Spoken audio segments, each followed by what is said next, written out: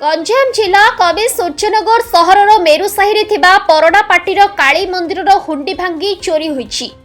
यह गत मध्यरात्र घटी घटना मिलता बेले सकाळ समय पूजक जापरि कमिटी को खबर देते तेरे मंदिर दुईटी हुंडी को भंगा जाई लक्षाधिक टंका चोरी कर अभियोग होता बेले कवि सूर्यनगर पुलिस प्रशासन घटनास्थल में पहुंची तदंत आरंभ करिछि।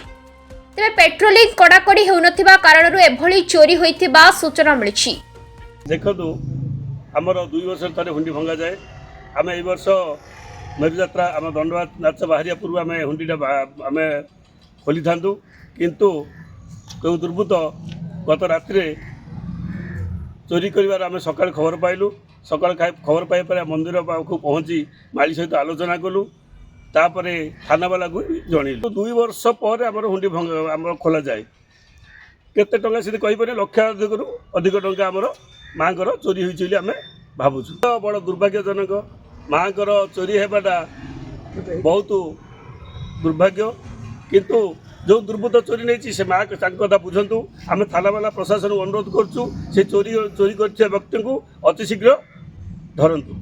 जहाँ घटना घटी आमर नीलकंठेश्वर मंदिर हुंडी एवं माँ दक्षिण काली माँ हुंडी एवं आमर गेट ताला भांगी क्यों दुर्बृत्त माने आम लक्षाधु अधिक टंका लुटपाट कर जनगहली रोचे 12टा पर तो जनशून्य हो जाऊँगी 12टारू 2टा भितर ए सब घटना होती आमर विश्वास हो।